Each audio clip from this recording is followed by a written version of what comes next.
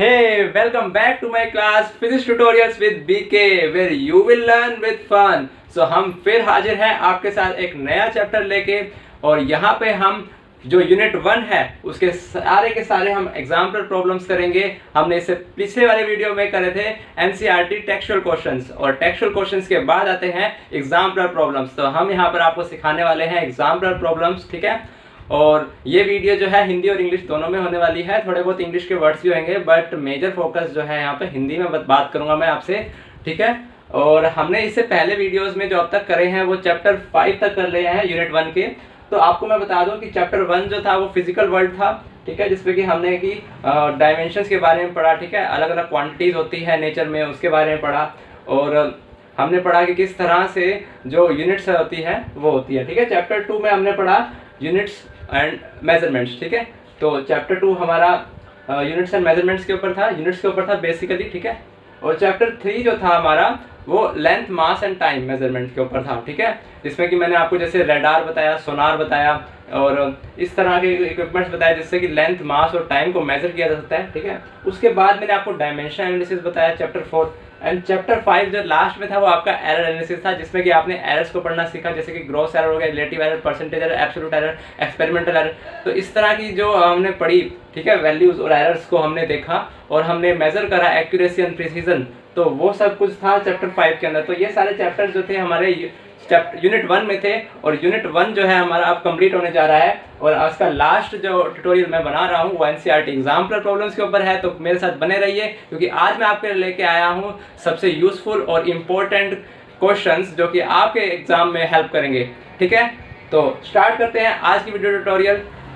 But उससे पहले मैं आपसे ये जरूर कहना चाहूँगा कि अगर आपको मेरी वीडियोस अच्छी लगती है तो प्लीज़ इसे लाइक, शेयर और सब्सक्राइब करिए ताकि मैं आपको इसी तरह देता रहूँ बेहतरीन वीडियोस जिससे आपको कॉन्फिडेंस और साहस से आप एग्ज़ाम को एस कर पाएँ, ठीक है, क्रैक कर पाएँ। चलिए बनते हैं।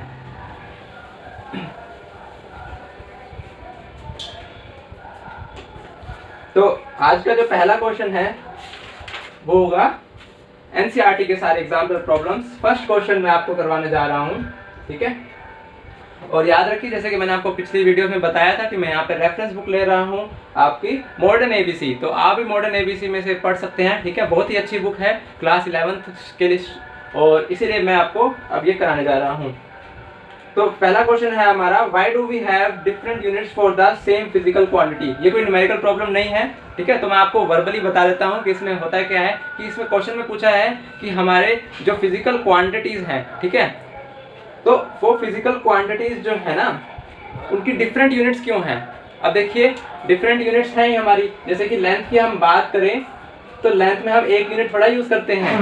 हमारा रेंज है मेजरमेंट्स की फ्रॉम द हम लेके नैनोमीटर से लेके चले अगर, ठीक है, टू द, यानी कि अगर हम लेके चले तो 10 की पावर -15 लेके चलते हैं ना, सबसे छोटा तो ये होता है। और हमारा कहाँ तक जाता है, लाइट ईयर्स तक जाते हैं, तो 10 की पावर 15 या उससे भी ज़्यादा जा सकती है। तो रेंज ऑफ डिस्टेंसेस है, ठीक है। अगर हम देखें सब एटॉमिक पार्टिकल्स, तो सब एटॉमिक पार्टिकल्स में जो डिस्टेंस होता है, जो रेडियाई होता है ऑफ प्रोटॉन का रेडियाई, तो वो किस में हम मेजर करेंगे, 10 की पावर -15 में। बट अगर हमें डिस्टेंस बताना हो, जैसे कि दूसरा स्टार है गैलेक्सी में, तो दूसरे स्टार गैलेक्सी में जो प्रेजेंट है उसका डिस्टेंस हमारे अर्थ से कितना होगा, तो वो डिस्टेंस काफ़ी बड़े हो जाते हैं। तो उस डिस्टेंस को यूज़ करने के लिए हम सारी सेम मेजरमेंट यूज़ नहीं कर सकते, सेम यूनिट मेजरमेंट नहीं कर सकते। तो इसीलिए लेंथ हो गया, मास हो गया या टाइम हो गया, ये 3 ही होती है मैकेनिक्स की जो 3 बेसिक यूनिट्स होती हैं, ठीक है, जो बेसिक फिजिकल क्वांटिटीज होती है, लेंथ, मास एंड टाइम। इसी के फॉर्म में सबको रिप्रेजेंट कर सकते हैं हम, ठीक है, मैंने आपको बताया था। तो इसमें क्या है कि रेंज ऑफ यूनिट्स यूज करते हैं, ठीक है। जैसे कि लेंथ की बात करूं मैं अगर, तो यहाँ पर 10 की पावर -15 जो होता है, ठीक है, फेम्टो सुना होगा आपने, ठीक है। अच्छा, उसके बाद क्या होता है, फेम्टोमीटर तो 10 की पावर -15 हो गया। अब यहाँ पर देखिए नैनोमीटर होता है, तो नैनोमीटर, ठीक है। फिर देखिए माइक्रो होता है, ठीक है, माइक्रो क्या होता है, 10 की पावर -6, नैनो 10 की पावर -9 और फेम्टो 10 की पावर -15। और उसके बाद आप ले लो मिली हो गया, ठीक है। तो मिली क्या होगा, 10 की पावर -3 हो गया। उसके बाद आप ले लीजिए मीटर हो गया आपका सिंपल, उसके बाद आप ले लीजिए मेगा, ठीक है। मेगा क्या होता है, 10⁻6 होती है, ठीक है। इस तरह से चलता रहेगा, समझ में आई बात। तो इस तरह से हम कह सकते हैं कि रेंज ऑफ यूनिट्स हम इसलिए यूज करते हैं क्योंकि हमारी मेजरमेंट्स की वैल्यू जो होती है वो वेरिएबल है, वो रेंज ऑफ वैल्यूज हमें आती है डिपेंडिंग अपॉन कि स्केल कौन सा ले रहे हैं हम, ठीक है, हम किस चीज को मेजर कर रहे हैं। नेक्स्ट क्वेश्चन करते हैं।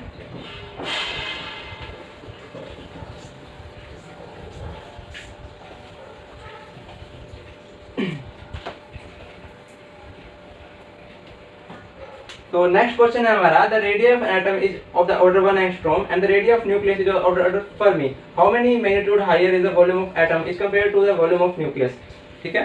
तो यहाँ पे ये एक कंपैरिजन करना चाहता है वॉल्यूम ऑफ एटम और वॉल्यूम ऑफ न्यूक्लियस का, जिसमें कि वो कह रहा है कि रेडियस ऑफ एटम जो है वो तो जो है ना आपका, पहले लिख देता हूं मैं, 1 एंगस्ट्रॉम का है, और वही रेडियस जो आपका न्यूक्लियाई का है वो कितने ऑर्डर का है, 10⁻⁻15 मीटर। तो इन दोनों का अगर मीटर में लिखें तो हम इस तरह से लिख सकते हैं। तो वो कंपैरिजन करना चाहता है volume of atom to the volume of nuclei, ठीक है। तो वॉल्यूम हमें पता है कि 4/3 पाई आर क्यूब होता है, एक स्फेयर होता है छोटा सा, तो स्फेयर का वॉल्यूम भी क्या होगा 4/3 पाई आर क्यूब, जहाँ पे आर हमारा क्या है, रेडियाई है। तो फर्स्ट वाले में जब वॉल्यूम ऑफ एटम निकालेंगे तो 4/3 पाई तो कैंसिल हो जाएगा, रिमेनिंग क्या रह जाएगा, यानी कि इसका जो हमारा कंपैरिजन में सिर्फ रेडियाई रह जाएगा और रेडियाई का क्यूब रह जाएगा, ठीक है। तो रेडियाई ऑफ एटम इसका cube divided by radii of nuclei, ठीक है। तो रेडियाई ऑफ एटम जो है हमारा, हमें पता है 10⁻⁻10 है, ठीक है। और जो हमारा रेडियाई ऑफ न्यूक्लियाई है हमें पता है 10⁻⁻15 है। तो इनका रेशो लेके क्यूब कर देना है, समझ में आई बात। तो अब क्या करेंगे हम, जब हम इनको सोल्व करेंगे पहले तो -15 उधर ऊपर जाएगा, तो 10 की पावर क्या आ जाएगा, 5 आ जाएगा, -10 + 15 10 की पावर 5 का क्यूब आ जाएगा 10 की पावर 15, ठीक है, समझ में आया। तो इस तरह से हमारा रेशियो आ जाएगा volume of atom by volume of nuclear. बहुत ही आसान था ना। नेक्स्ट करते हैं।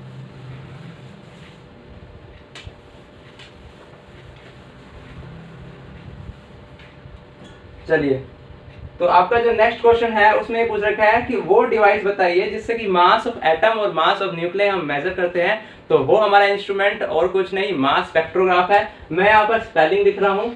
इस इंस्ट्रूमेंट से, इस डिवाइस से हम जो मास ऑफ एटम है, ठीक है, या मास ऑफ न्यूक्लियाई है, वो मेजर करते हैं। किससे मेजर करते हैं? मास स्पेक्ट्रोग्राफ, मास स्पेक्ट्रोग्राफ, ठीक है। तो ये जो है हमारा डिवाइस है मास स्पेक्ट्रोग्राफ। इससे हम मास ऑफ एटम और मास ऑफ न्यूक्लियाई मेजर करते हैं। फिर आपका नेक्स्ट क्वेश्चन जो है वो इससे भी आसान है। क्या कह रहा है वो कि यहाँ पर एक फंक्शन दे रखा है आपको, उसको रिप्रेजेंट कर रखा है एफ थीटा से। तो इससे साफ समझ में आ रहा है कि जो हमारा फंक्शन है वो किस फॉर्म में होगा, एंगल की फॉर्म में होगा। तो आपको जैसे कि सिंपल एक नोटेशन होती है मैथमेटिक्स में, y is the function of x, y is the function of x। तो यहाँ पे फंक्शन ऑफ x किस तरह से रिप्रेजेंट, एग्जांपल अगर ले कि अगर क्लियरेंस के लिए, तो फंक्शन ऑफ x मतलब कि x³ + x² - x + 1, this is the function of x, ठीक है। तो इसी तरह से अगर फंक्शन ऑफ थीटा अगर कह रहे हैं तो थीटा तो होएगा ना, और वो इस तरह से फंक्शन है कि 1 - थीटा + 1 - थीटा + θ²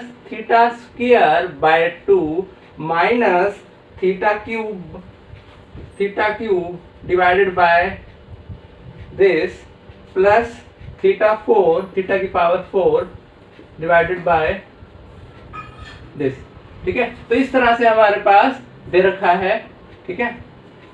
तो इसमें कुछ नहीं है कि हमें पता है कि सारे जो फिगर्स हैं ये एडिशन में है और सब्ट्रैक्शन में है, तो एडिशन और सब्ट्रैक्शन में है तो डायमेंशन क्या होगा, सेम होना चाहिए। अब वो कह रहा है प्रूव करो कि यहाँ पर हमारा जो ये फंक्शन है वो क्या है, फंक्शन इज डायमेंशनलेस क्वांटिटी। ठीक है, ऐसा प्रूव करो कि ये डायमेंशनलेस क्वांटिटी है। तो हमने यहाँ पर कुछ नहीं करना, यहाँ पर देखिए अब ये सारे के सारे क्या है, प्लस और माइनस में है, तो ये ऑब्वियसली डायमेंशनलेस होंगे। ठीक है, 1 का डायमेंशन क्या है, कुछ नहीं, तो थीटा क्या होगा, थीटा भी डायमेंशनलेस होगा। और यही हमें प्रूव करना है कि जो थीटा है वो डायमेंशनलेस है। तो सिंपल है, हम यहाँ पर लिख सकते हैं as these figures are in the addition and subtraction, so we can find it out that it is subtracted from 1, कि वो 1 से सब्ट्रैक्ट हो रहा है, then the theta obviously should be dimensionless, क्योंकि 1 is dimensionless। ठीक है, इसमें और कुछ नहीं है, बस हमें यही प्रूव करना था कि राइट हैंड साइड पे सारे क्या हो गए, राइट हैंड साइड पे सारे के सारे डायमेंशनलेस क्वांटिटी है। अब राइट हैंड साइड पे सारे डायमेंशनलेस क्वांटिटी है तो फंक्शन भी हमारा डायमेंशनलेस होगा। समझ में आई बात? नेक्स्ट करते हैं।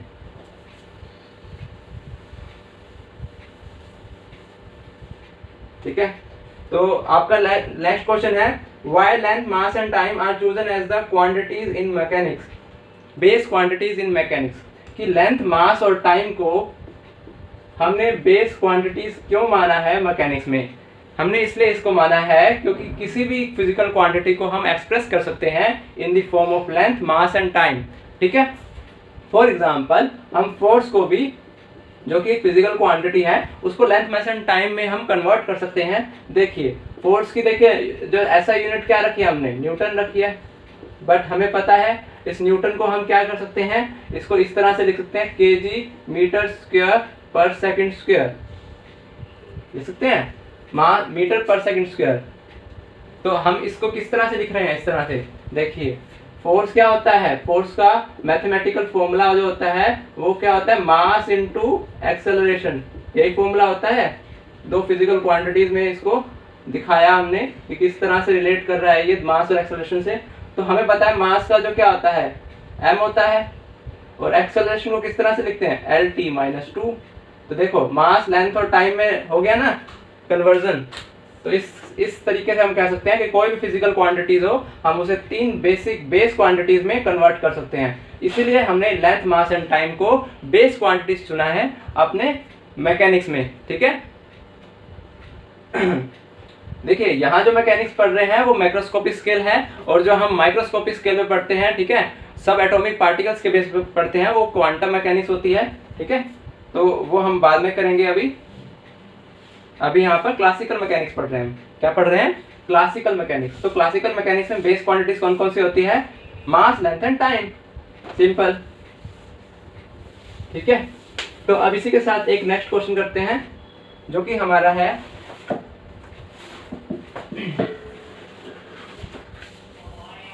ये। तो हमारा जो नेक्स्ट क्वेश्चन है वो है the earth moon distance is about 60 earth radius. ठीक है, कि अर्थ और मून के बीच का जो डिस्टेंस है वो 60 टाइम्स है अर्थ के रेडियस से। उसके बाद बोल रहा है कि what will the diameter of earth as seen from the moon. ठीक है, अप्रोक्सीमेटली बताना है हमें कि डायमीटर ऑफ अर्थ क्या होगा। ठीक है, अगर मून से देख रहे हैं, ये मान लीजिए हमारा मून है, ठीक है, और ये मान लीजिए हमारा अर्थ है। ठीक है,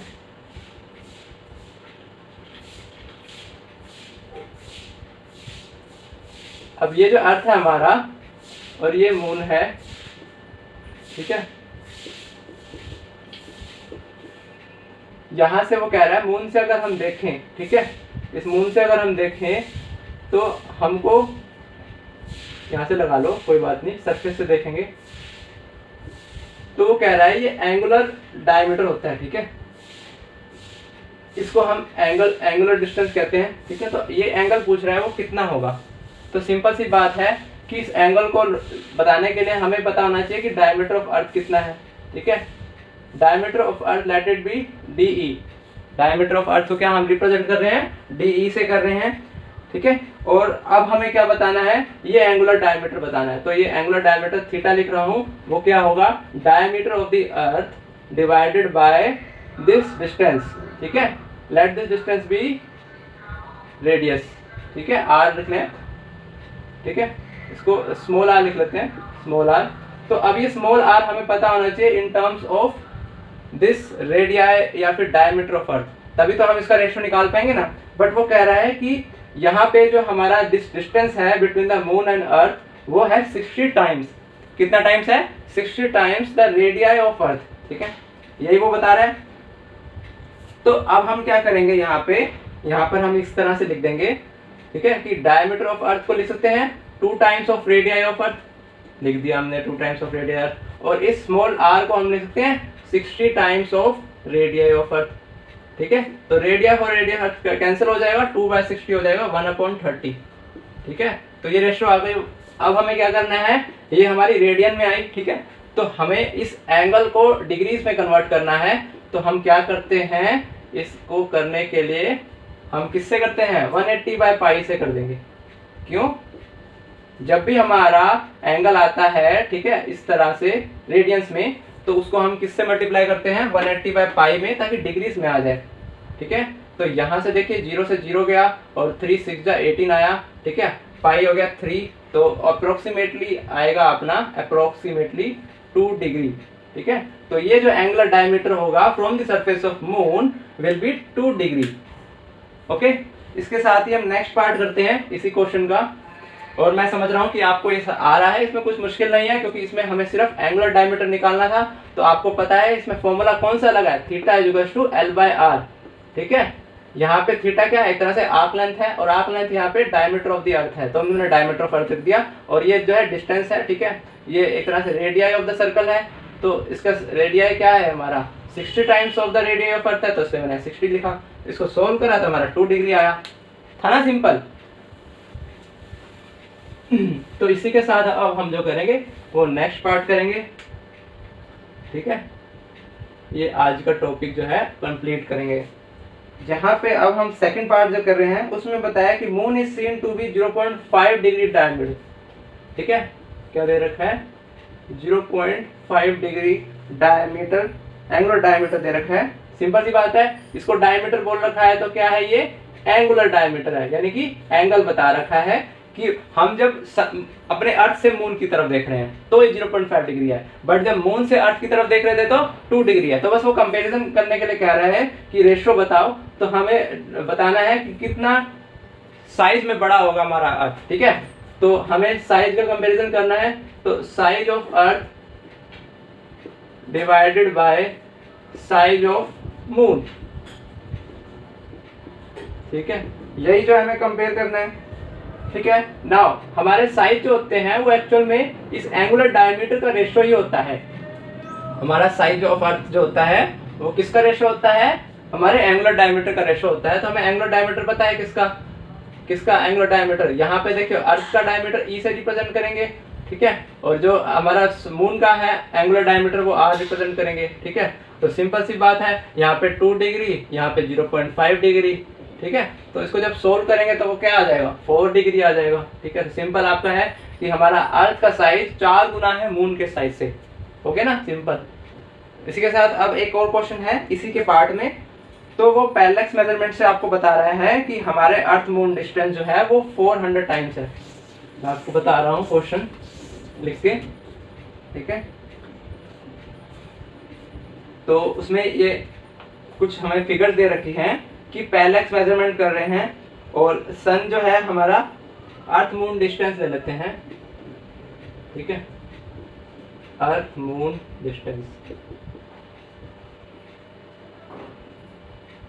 ठीक है। अर्थ और मून का जो डिस्टेंस है, ठीक है, वो हम क्या किससे रिप्रेजेंट करेंगे, अर्थ और मून का डिस्टेंस। यहाँ पे हम स्मॉल आर ले लेते हैं, ठीक है। अब वो कह रहा है इसके अर्थ मून डिस्टेंस के 400 टाइम्स ज्यादा है हमारा डिस्टेंस सन से, ठीक है। तो हम क्या करेंगे इसमें, वो अब पूछ रहा है if the sun and moon appear to be of angular diameter same as seen from the earth, estimate the ratio of sun earth diameter, कि वो कह रहा है कि एंगुलर डायमीटर जो हम देखने चाह रहे हैं, मून को देख रहे हैं चाहे सन को देख रहे हैं, तो वो सेम है। तो आप उस कंडीशन में बताइए कि रेशियो क्या होगी सन और अर्थ के डायमीटर की। यानी कि हमें रेशियो क्या बतानी है, diameter of sun divided by diameter of earth, हमें ये बताना है। ठीक है, तो इसको निकालने के लिए हमें क्या चाहिए, आप खुद सोचिए। हमें एक चीज तो दे रखी है कि जो थीटा ऑफ सन है वो थीटा ऑफ अर्थ है, दे रखी है कि नहीं दे रखी। उसने बोला एंगुलर डायमीटर जो है वो सेम है, ठीक है, जो हमारा सन का है और जो हमारा अर्थ का है। ठीक है, तो हम एंगुलर डायमीटर के बेस पे इसको निकालेंगे। तो सबसे पहले आप देखिए कि यहाँ पे जो एंगुलर डायमीटर पड़ रहा है हमारा सन की वजह से, ठीक है, उसको निकालेंगे। तो वही है theta is equal to L by R. तो यहाँ पे जो हमारा डायमीटर ऑफ अर्थ है, ठीक है, उसका देखेंगे हम क्या लिखते हैं। तो डायमीटर ऑफ यहाँ पे सन लिख लेंगे। क्यों सन लिखेंगे, क्योंकि हम एंगुलर डायमीटर निकाल रहे हैं सन का। ये सन है हमारा, ठीक है, और ये हमारा अर्थ है। यहाँ से इस तरफ देख रहे हैं तो ये जो है हमारा थीटा है, तो ये एंगुलर डायमीटर है। ये एंगुलर डायमीटर जो होगा वो ये डायमीटर ऑफ सन, तो मैंने diameter of sun divided by the C radius. तो ये रेडिया कितना होगा, ये डिस्टेंस होगा अर्थ और सन का। अर्थ और सन का जो डिस्टेंस है वो कितना है, वो हमने इसमें दिया हुआ है कि 400 टाइम्स है जो रेडिया है ऑफ हमारा, यहाँ दे रखा है earth moon distance, 400 times the earth moon distance. और अर्थ मून डिस्टेंस कितना है, देखिए हमने करा था कि अर्थ मून डिस्टेंस आर है, तो हम आर लिख लेते हैं। अब फिर से diameter of the sun divided by 400 times, अब अर्थ मून डिस्टेंस, ठीक है। अर्थ मून डिस्टेंस जो देखिए हमने पढ़ा था कि वो क्या है, 60 टाइम्स है जितना अर्थ का रेडियाई है, ठीक है, समझ में आई। हमने पिछले क्वेश्चन में करा था ना कि अर्थ और मून का जो डिस्टेंस है वो 60 टाइम्स है अर्थ का रेडियस। तो हम यहाँ पर 60 इंटू अर्थ का रेडियस लिख सकते हैं, रेडियस ऑफ अर्थ। तो यहाँ पे डायमीटर ऑफ सन है, तो हम इस डायमीटर ऑफ सन को भी क्या लिख सकते हैं, ट्वाइस ऑफ रेडियाई ऑफ सन लिख सकते हैं। सिंपल सी बात, कोई बात नहीं, इसको आप डायमीटर रहने दीजिए, ठीक है। अब हमें यहाँ पर क्या करना है कि हमें यहाँ पे एंगल पता है कि थीटा ऑफ सन जो है वो थीटा ऑफ अर्थ है, थीटा ऑफ सन जो है वो थीटा ऑफ अर्थ है। तो यहाँ पे हमें वैल्यू हमें कंपेयर करनी है, ठीक है। नाउ हमें पता है कि ये जो एंगल है ये भी, इसका आंसर हमें पता है 0.5 डिग्री।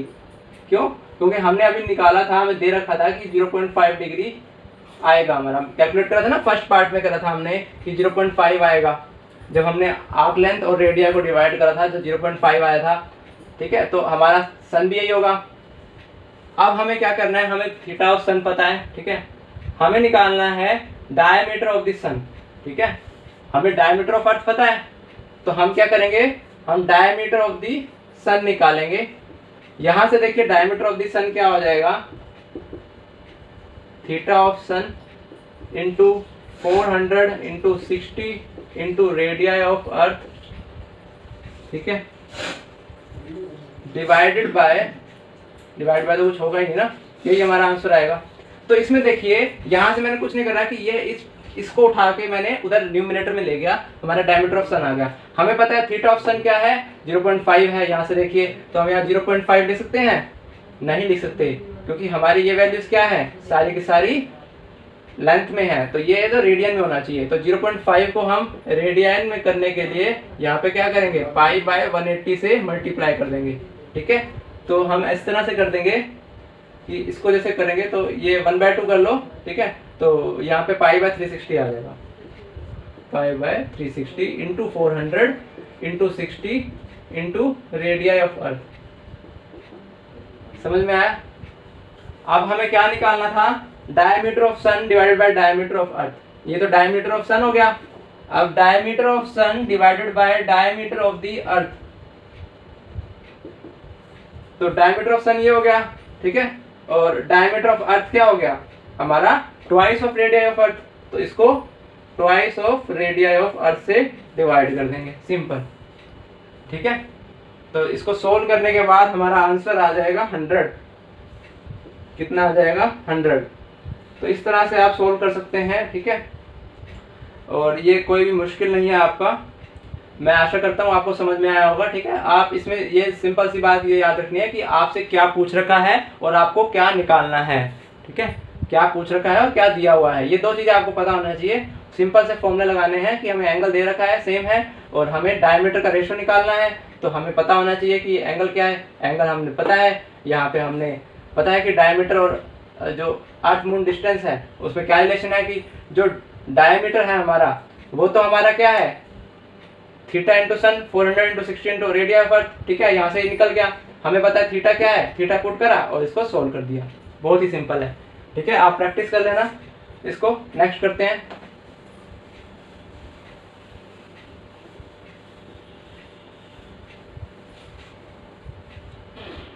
तो नेक्स्ट पार्ट है हमारा which of the following time measuring devices is most precise, ठीक है। हमें 4 ऑप्शन दे रखे हैं।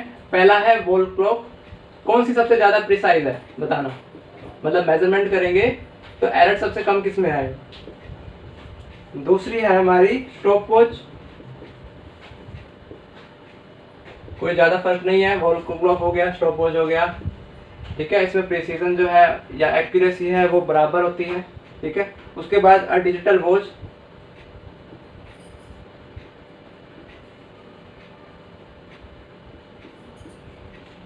ठीक है, digital watch. Then an atomic clock,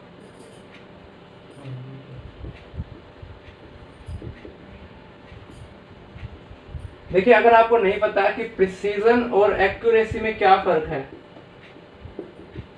और मैं ये समझता हूं कि आपको शायद नहीं पता, तो इसलिए मैं यहाँ पर बता रहा हूँ आपको प्रिसीजन और एक्यूरेसी में फर्क क्या है। देखिए प्रिसीजन जो है आपका ये बताता है कि कितने नियर अबाउट हो, कितने आप जैसे सिग्निफिकेंट फिगर्स को अगर बता रहे हो तो कितने सिग्निफिकेंट फिगर्स आप ले रहे हो, जितने एक्स्ट्रा सिग्निफिकेंट फिगर्स आप अपने वैल्यू में बताओगे, ठीक है, आंसर में जितने ज़्यादा सिग्निफिकेंट फिगर्स होंगे आपके उतनी ज़्यादा वो वैल्यू प्रिसाइज होगी, ठीक है। हमारा रिजल्ट उतना ज़्यादा प्रिसाइज होगा। अब रिजल्ट अगर एक्यूरेट कितना है, रिजल्ट की एक्यूरेसी बात करें तो रिजल्ट उतना ज़्यादा एक्यूरेट होएगा जितना वो आप नियर हो आप एक्चुअल वैल्यू के, ठीक है। फॉर एग्जाम्पल कि आपकी जो मेजरमेंट आई वो 5 मेजरमेंट्स आई, ठीक है, और वो 5 मेजरमेंट्स का जो मीन हुआ वो आपके एक्चुअल मेजरमेंट जो रियल मेजरमेंट है उसके बहुत ही पास है, तो वो ज़्यादा एक्यूरेट हुआ, ठीक है। बजाय कि अगर आपकी जो 5 वैल्यूज आ रही है उसका मीन लिया हमने और वो जो एक्चुअल वैल्यू है, ठीक है, वो उसके बराबर कहीं पहुंच नहीं रही, तो हमारी जो रिजल्ट आया वो रिजल्ट एक्यूरेट नहीं है, ठीक है। तो इस तरह से हम कह सकते हैं कि कितनी एक्यूरेसी है। समझ में आई बात।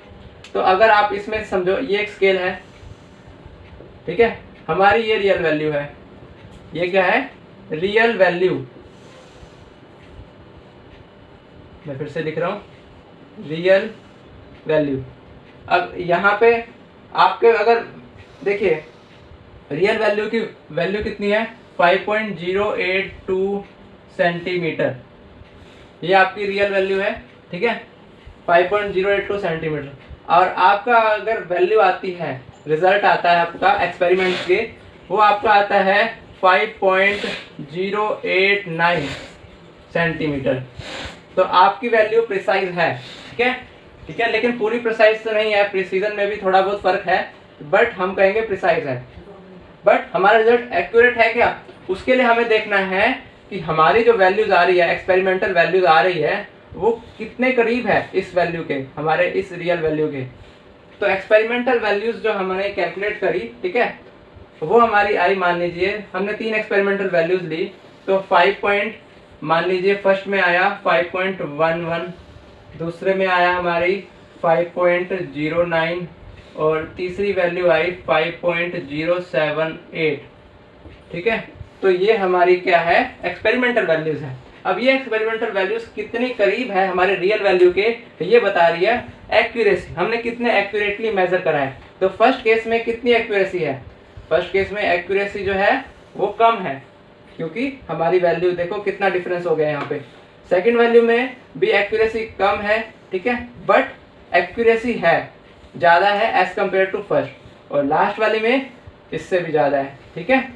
तो आप देख सकते हो कि 82 और 90 में कितना फ़र्क है। ये 90 ले लो, 82 और 90 में 0.0, यहाँ पे कितना 0.008 इतना फ़र्क है, ठीक है। और इसमें कितना फ़र्क है 0.0024। तो सबसे ज़्यादा एक्यूरेट कौन सी हुई एक्सपेरिमेंटल, ये एक्सपेरिमेंटल वैल्यू सबसे ज़्यादा एक्यूरेट हुई लास्ट वाली, क्योंकि इसमें जो एरर है हमारा वो सबसे कम है। जिसमें जितना कम एरर वो उतनी वैल्यू ज़्यादा एक्यूरेट है, याद रखना। यहाँ पे हमारा फंडामेंटल क्लियर होता है, प्रिसीजन और एक्यूरेसी क्या डिफरेंस है, ठीक है। आशा करता हूँ आपको डिफरेंस समझ में आया होगा, प्रिसीजन और एक्यूरेसी में क्या रिलेशन है और क्या इसका फ़र्क है। अब हमारा क्वेश्चन पे वापस आते हैं हम। तो हमारा क्वेश्चन ये था कि wall clock, stop watch, digital watch and atomic clock के बीच में अगर हम कंपैरिजन करें तो सबसे ज़्यादा एक्यूरेट कौन सी होएगी। तो हम आपको बता दें कि एटॉमिक क्लॉक इतनी ज़्यादा एक्यूरेट है कि अगर आप इसको मतलब कि बहुत सालों तक कैलकुलेट करें, ठीक है। एक सीजियम क्लॉक ले लीजिए, एटॉमिक क्लॉक है, तो ये किस फंडामेंटल्स पे डिपेंड करती है कि एक्चुअल में ये जो पीरियोडिक वाइब्रेशंस होती है ना, एटम्स की पीरियोडिक वाइब्रेशंस होती है, उसके ऊपर इसकी मेजरमेंट होती है, ठीक है, कि कितना टाइम बीत रहा है। तो आप ये देखिए कि आपके यहाँ पे अगर आप वैल्यू लेते हो 5000 ईयर्स, 5000 ईयर्स में आपका जो एक्यूरेसी है, ठीक है, 5000 ईयर्स में जो एक्यूरेसी है वो 1 सेकंड है, ठीक है। तो आप इससे समझ सकते हो कि अगर 2 सीजियम क्लॉक या 2 एटॉमिक क्लॉक्स लेंगे आप, ठीक है, 2 एटॉमिक क्लॉक्स ले रहे हैं जिनका आप मेजरमेंट कर रहे हो और उसका एक्सपेरिमेंट कर रहे हो फॉर द 5000 ईयर्स, तो उसमें सिर्फ 1 सेकंड का अंतर आ सकता है। उन 2 क्लॉक्स के बीच में सिर्फ 1 सेकंड का फर्क आ सकता है 5000 ईयर्स में। अब आप सोच लीजिए कि 5000 ईयर्स में कितने सेकंड्स होंगे। तो 5000 ईयर्स को सबसे पहले डेज में करेंगे तो 365 हो गई। अब डेज से उसको कितने में करेंगे, आवर्स में कर लेंगे। एक दिन में 24 घंटे होते हैं, ये आवर्स हो गए। अब उसको सेकंड्स में कर लेंगे तो 3600। तो देख लीजिए आपका कितना हो गया, इतने सारे सेकंड्स हो गए। देखो कितना बड़ा नंबर आएगा, इसको मल्टीप्लाई करेंगे तो इतने बड़े नंबर के सामने सिर्फ 1 सेकंड का हमारा यहाँ पे एक्यूरेसी है, ठीक है। यानी कि बहुत ही ज़्यादा एक्यूरेट है, बहुत ज़्यादा एक्यूरेट है हमारी एटॉमिक क्लॉक। तो ये सारे के सारे फेल हो गए, ठीक है। और कौन जीत गया यहाँ पे, एटॉमिक क्लॉक जीत गए, ठीक है। तो सबसे ज़्यादा एक्यूरेट कौन सा हुआ, एटॉमिक क्लॉक। तो नेक्स्ट करते हैं इसके साथ ही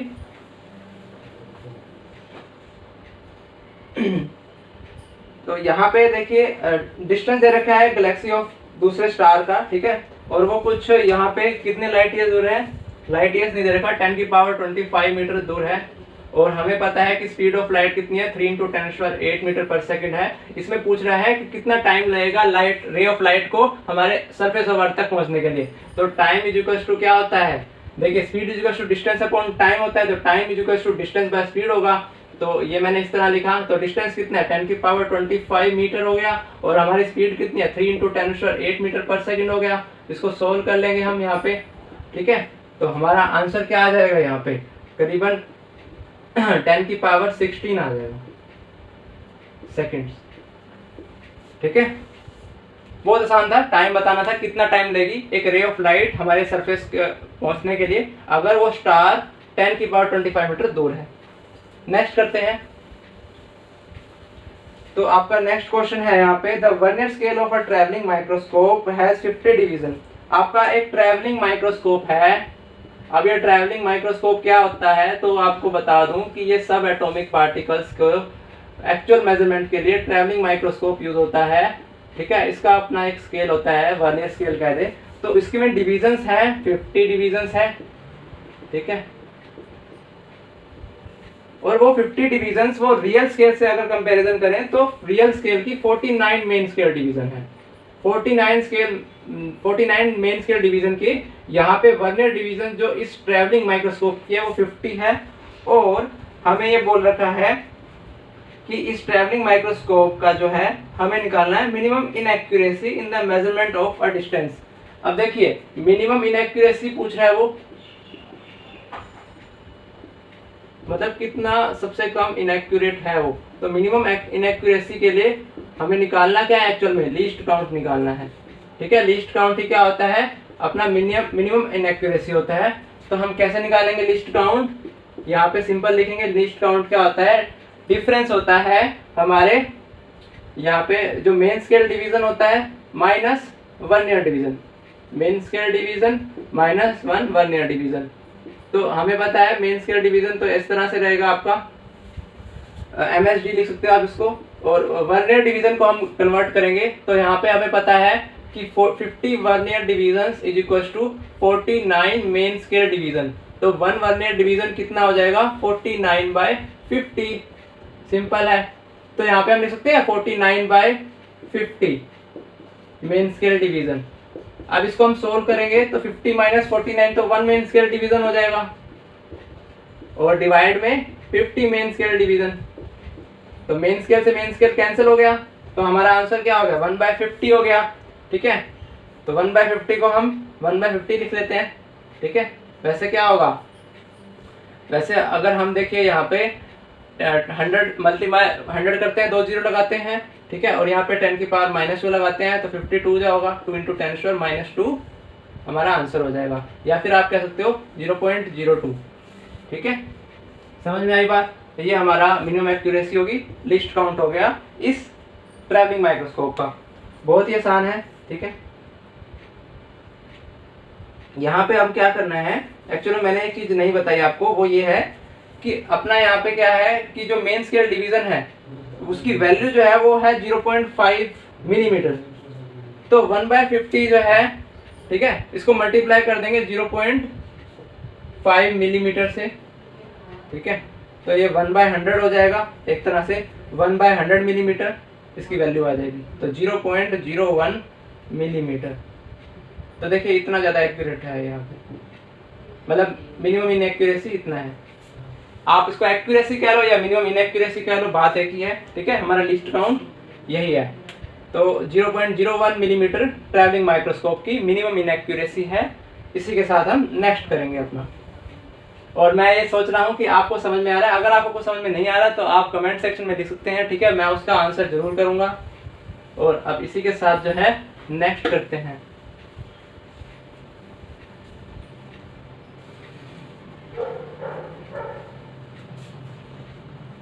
अब ये कह रहे हैं कि during a total solar eclipse moon along the, देखिए हमें रेशो निकालनी है between the distance and sizes of the sun and the moon. और हमें बता रखा है कि सोलर इक्लिप्स के दौरान जो मून है ऑलमोस्ट कवर द स्फीयर। ठीक है, तो आपको मैं बता दूं कि यहाँ पे आपको क्या करना है, देखिए ये हमारा क्या है, मैं बीच में एक फिगर बना देता हूँ कि आपको समझ में आ जाए। तो ये हमारा सन है। ठीक है,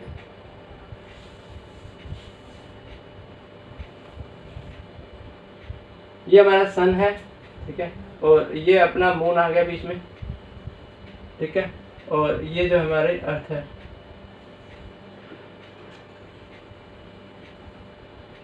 ठीक है, अब ये आपको पता ही है कि जब मून हमारे अर्थ के सामने आ जाता है और ये पूरे सन को ढक लेता है तो हमारा सोलर इक्लिप्स हो जाता है। ठीक है,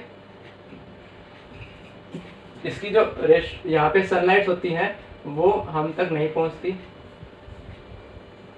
ठीक है, आप यहाँ से देख सकते हो। ठीक है, पूरा का पूरा कवर हो गया ना, पूरा का पूरा कवर हो गया। अब यहाँ पे आप देखिए हमें क्या निकालना है, ये हमारा मून है। तो हमें निकालना क्या है, हमें निकालना है कि रिलेशन इसके रेडियाई और डिस्टेंस का। ठीक है, रेडियाई और डिस्टेंस का, radii of earth and radii of the sun, ये होना चाहिए।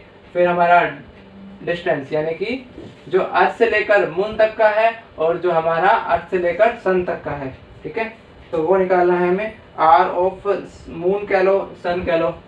आर ऑफ मून जो है वो हमारे अर्थ से मून का डिस्टेंस, और आर ऑफ सन कह लो तो हमारे अर्थ से सन का डिस्टेंस। इन चार वैल्यूज को लेके हमें एक फिजिकल रिलेशन निकालना है। तो ये फिजिकल रिलेशन कैसे निकालेंगे, यहाँ पे हम क्या करेंगे, एक सिंपल सा लॉजिक लगाएंगे।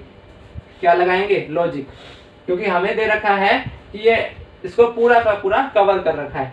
तो हमें पता है कि अगर पूरा कवर कर रखा है तो यहां से देखिए ये अर्थ से लिया हमने इधर, तो ये जो हमारा एंगल है, ठीक है, इसको हम एंगुलर डायमीटर ऑफ मून कह सकते हैं, ठीक है, वो इक्वल है हमारे सन का। तो अगर ये एंगुलर डायमीटर इक्वल है तभी तो ये सन का पूरा शेडो आ रही है हमारे अर्थ पे, ठीक है। तो इसको इक्वल कर देते हैं हम और हमारा आंसर आ जाएगा। तो सबसे पहले हम इस तरह से लिख देंगे कि angular diameter of moon is equal to angular diameter of sun during a solar eclipse, during a solar eclipse. तो अब आपको पता है theta is equal to L by R होता है, तो यहाँ पे आर्क लेंथ, यहाँ पे डायमीटर ऑफ द मून हो गया, ठीक है। तो यहाँ पे लिख देंगे यहाँ पे लिख देंगे हम twice of the radii of moon, ठीक है, डिवाइडेड बाय क्या, यहाँ पे डिस्टेंस कितना है, अर्थ और मून के बीच का डिस्टेंस। तो अर्थ और मून के जो डिस्टेंस है उसको हम लिख देंगे आर ऑफ मून, ठीक है। अब वो किसके इक्वल है, वो इक्वल है एंगल ऑफ सन, एंगल जो सन सबटेंड कर रहा है, तो वो कितना है, जो ट्वाइस ऑफ रेडियाई ऑफ सन है डिवाइडेड बाय यहाँ पे कितना है, रेडियाई ऑफ सन, ठीक है। तो यहाँ से हम इस तरह से ले आए। अब इसको सोल्व करेंगे, सिंपल सी बात है, हमने इस एंगल को इक्वल करा, यहाँ पे फर्स्ट में क्या आया, तो मैं आपको दोबारा बता रहा हूँ, twice of radii of moon divided by earth और मून का डिस्टेंस, तो रेडियाई ऑफ मून लेंगे, आर ऑफ मून।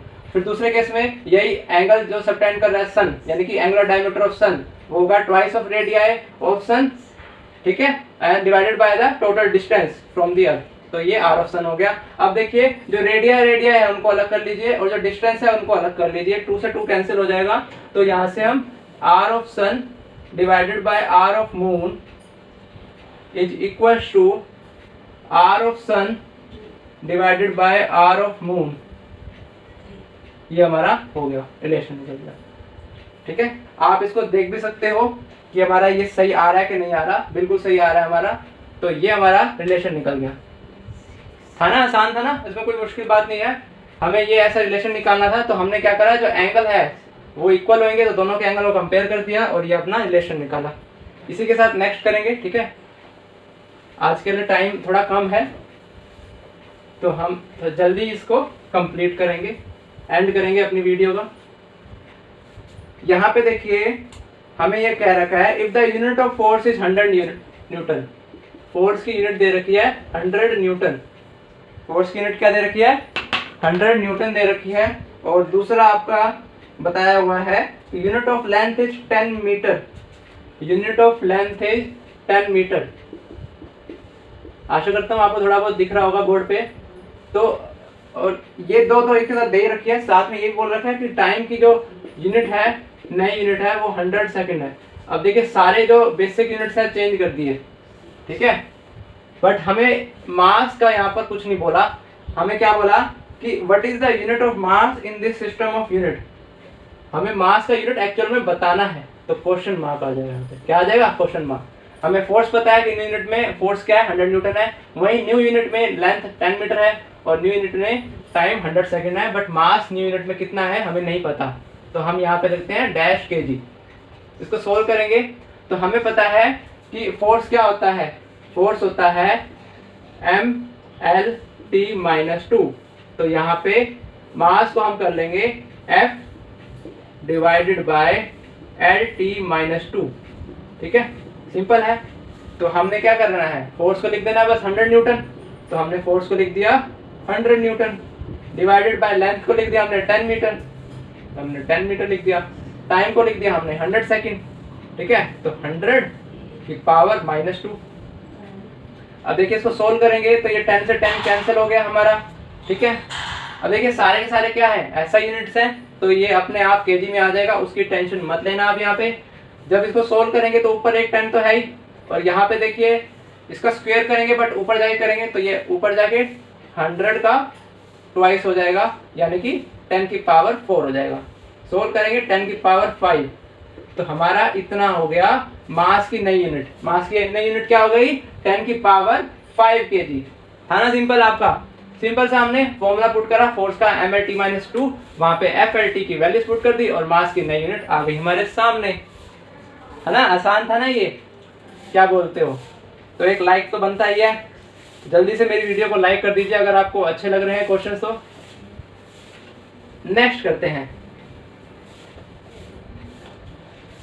तो हमारा नेक्स्ट क्वेश्चन है, give an example of a physical quantity. First है एक फिजिकल क्वांटिटी बतानी है, ठीक है, विच हैज अ यूनिट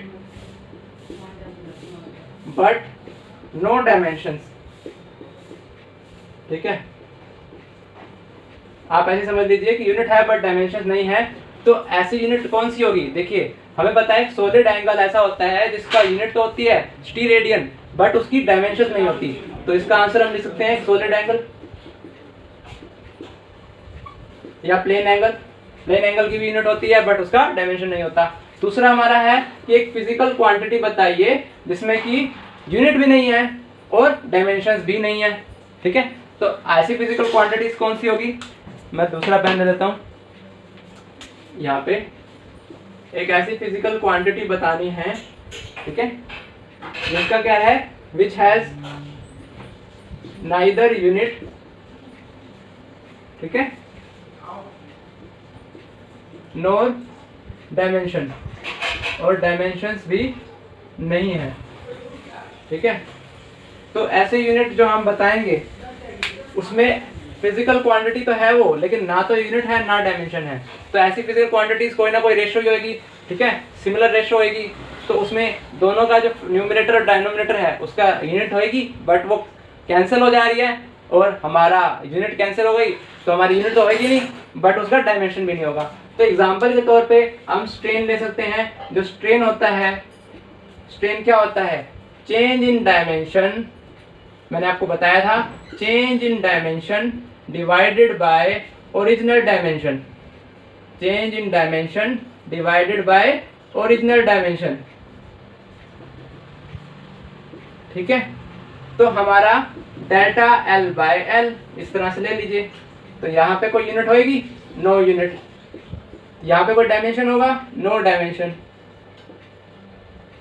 ठीक है, समझ में आया। अब तीसरा वो क्या कह रहा है कि एक ऐसा कांस्टेंट बताइए जिसकी यूनिट है, एक ऐसा कांस्टेंट जिसकी यूनिट है। तो प्लैंक्स कांस्टेंट ले सकते हैं। प्लैंक्स कांस्टेंट में देखिए energy is equal to Planck's constant into frequency h nu. यहाँ पर न्यू क्या है, फ्रीक्वेंसी है, किसी की वेवलेंथ जैसे होती है लाइट की, तो उसी लाइट की फ्रीक्वेंसी है। यहाँ पे देखिए प्लैंक्स कांस्टेंट का देखते हैं कोई यूनिट है या डायमेंशन है, तो एनर्जी डिवाइडेड बाय फ्रीक्वेंसी। तो आपको साफ दिख रहा है, इसका अगर देखोगे तो mL²T-2 होता है, ठीक है, क्योंकि जब हम फोर्स को डिस्टेंस से मल्टीप्लाई कर देते हैं तो हमारा वर्क और एनर्जी आ जाता है। तो mL²T-2 हमारा डायमेंशन होगा, फ्रीक्वेंसी का होगा T-1। तो हम देखेंगे प्लैंक्स कांस्टेंट का क्या डायमेंशन होगा, प्लैंक्स कांस्टेंट का होगा mL²T-3। तो हमारा प्लैंक कांस्टेंट का ऑब्वियसली यूनिट है बट इसका डायमेंशन भी है, ठीक है, समझ में आया बात। तो ये हमारा एक कांस्टेंट है which has a unit and dimension. तो अब हमारा नेक्स्ट पार्ट क्या है, a constant which has no unit.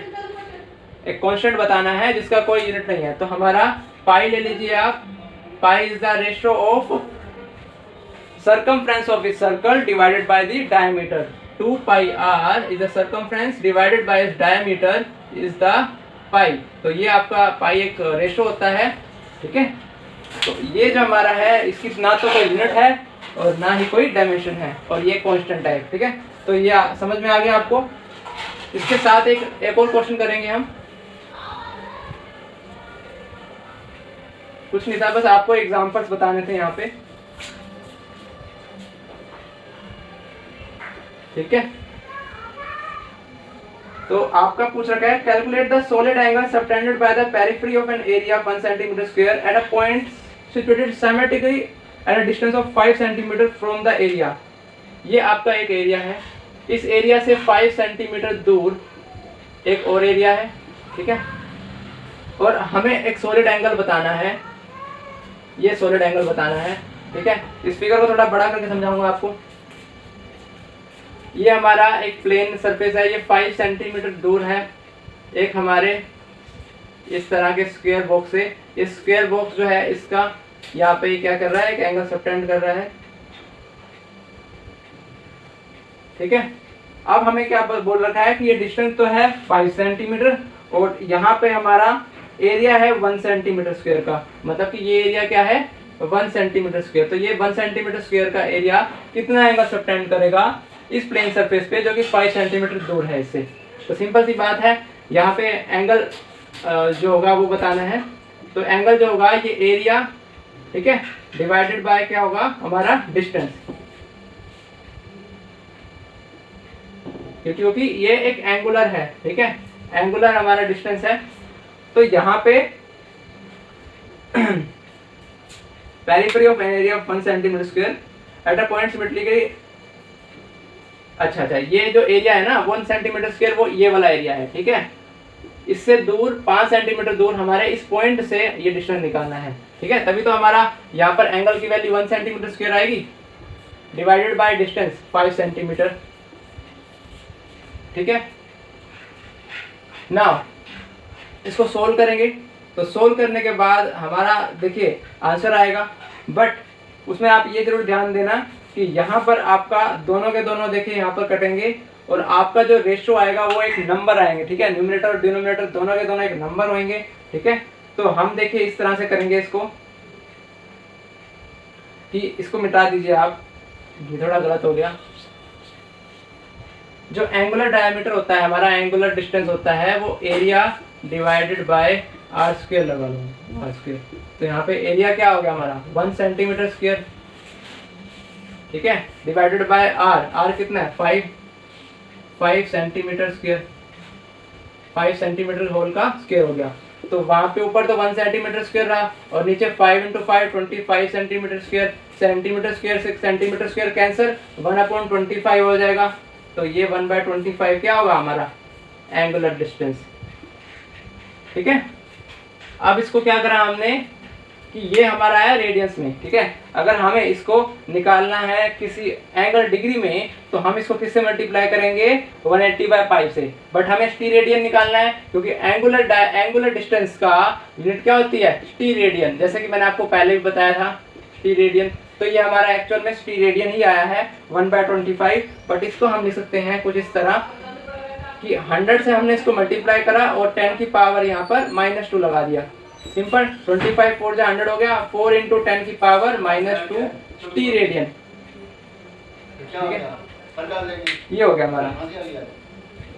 तो आशा करता हूँ आपको समझ में आया होगा, ठीक है। इसके अलावा भी कुछ और क्वेश्चंस और न्यूमेरिकल प्रॉब्लम्स है जो कि आप प्रैक्टिस कर सकते हैं, और अगर आपको कोई डाउट आता है तो आप कमेंट सेक्शन में लिख दीजिए, ठीक है, मैं चेकआउट कर लूँगा। तब तक के लिए पढ़ते रहिए, मुस्कुराते रहिए, हंसते रहिए, ठीक है। फिर मिलेंगे नेक्स्ट वीडियो में, और होपफुली अब जो हमारे नेक्स्ट ट्यूटोरियल आएगी वो काइनेमेटिक्स के फर्स्ट चैप्टर पे आएगी, ठीक है, जिसका नाम है motion in a straight line, ठीक है। तो मोशन इन स्ट्रेट लाइन से फिर मिलेंगे, ठीक है। तब तक के लिए आप इसको पूरा रिवाइज कर लीजिए यूनिट 1 को, ताकि आपको कंसेप्ट जो दिमाग में बैठ जाए और आप इसको अच्छी तरह से अटेम्प्ट कर पाओ, ठीक है। Thank you and good bye.